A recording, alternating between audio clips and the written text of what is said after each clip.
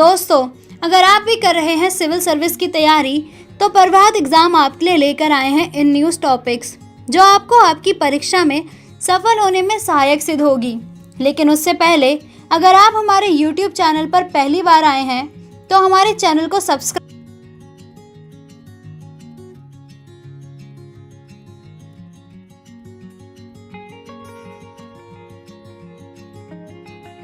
तो चलिए स्टार्ट करते हैं हम आज का इन न्यूज़ टॉपिक।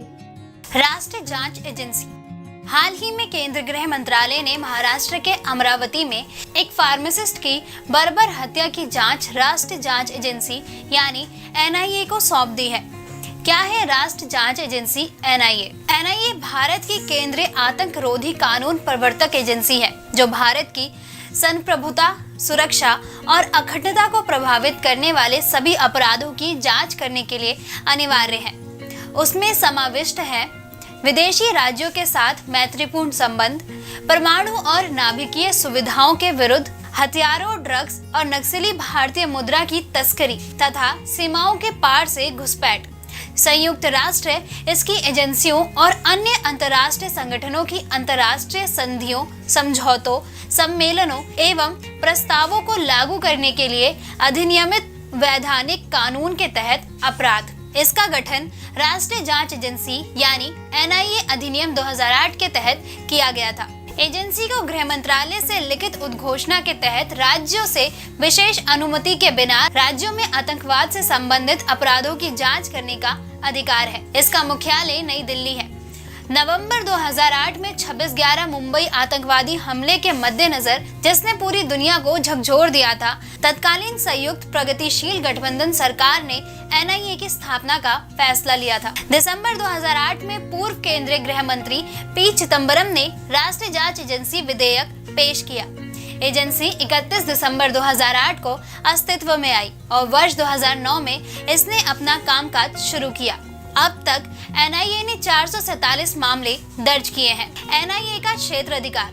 जिस कानून के तहत एजेंसी संचालित होती है वह पूरे भारत में तथा देश के बाहर भारतीय नागरिकों पर भी लागू होती है।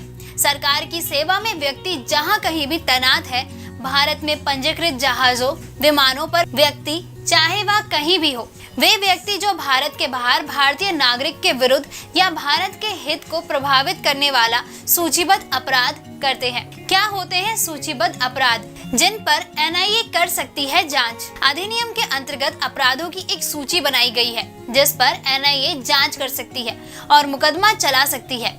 इस सूची में शामिल है परमाणु ऊर्जा अधिनियम, गैर कानूनी गतिविधियां रोकथाम अधिनियम, अपहरण रोधी अधिनियम, नागरिक उड्डयन अधिनियम की सुरक्षा के खिलाफ गैर कानूनी अधिनियमों का दमन, शार्क सम्मेलन यानी आतंकवाद का अनुमूलन अधिनियम, कॉन्टिनेंटल शेल्फ एक्ट पर समुद्री नेविगेशन और फिक्स्ड प्लेटफॉर्म्स की सुरक्षा के विरुद्ध गैर कानूनी कृतियों का अनुमूलन, सामूहिक निवेश के हथियार और उनकी आपूर्ति प्रणाली यानी गैर कानूनी गतिविधियां निषेध अधिनियम, भारतीय दंड संहिता, शास्त्र अधिनियम और सूचना प्रौद्योगिकी अधिनियम के तहत कई अन्य प्रासंगिक अपराध, स्वापक औषधि और मना प्रभावी पदार्थ अधिनियम। क्या है NIA की जांच प्रक्रिया?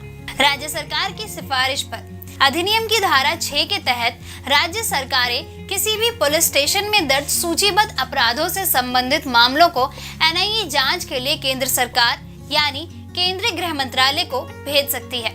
उपलब्ध कराए गए विवरण का आकलन करने के बाद केंद्र एजेंसी को मामले को संभालने का निर्देश दे सकता है। राज्य सरकारों को NIA को सभी प्रकार की सहायता प्रदान करने की आवश्यकता है। केंद्र सरकार के अनुरोध पर भारत में जब केंद्र सरकार की राय है कि किए गए अनुसूचित अपराध की जांच अधिनियम के तहत की जानी आवश्यक है तो वह जांच करने के लिए एजेंसी को निर्देश दे सकती है। भारत के बाहर जब केंद्र सरकार को पता चलता है कि भारत के बाहर किसी भी स्थान पर जहां अनुसूचित अपराध किया गया है यह अधिनियम लागू होता है, वह NIA को मामला दर्ज करने और जांच करने का निर्देश भी दे सकती है। अनुमोदन के आधार पर गैर कानूनी गतिविधि अधिनियम 1967 यानी UAPA और कुछ अन्य अनुसूचित अपराधों के तहत आरोपी पर मुकदमा चलाने के लिए एजेंसी केंद्र सरकार से मंजूरी मांगती है। UAPA की धारा 45(2) के तहत गठित प्राधिकरण की रिपोर्ट के आधार पर यूएपीए के तहत मंजूरी दी जाती है। दोस्तों, अगर आपको हमारा ये वीडियो पसंद आया हो तो इसे अपने दोस्तों के साथ भी जरूर शेयर करें और अगर आपके पास हमारे लिए कोई भी सवाल है तो उसे कमेंट में लिख के हमें जरूर बताएं। हमारी लेटेस्ट वीडियो और अपडेट सबसे जल्दी आप तक पहुंचे उसके लिए बेल आइकन को प्रेस करना ना भूलें। अपनी तैयारियों को और अच्छा करने के लिए आप डिस्क्रिप्शन में दिए गए हमारे टेलीग्राम लिंक की मदद से हमसे जुड़ सकते हैं। मिलते हैं अगली वीडियो में एक नए टॉपिक के साथ। देखते रहिए प्रभात एग्जाम। नमस्कार।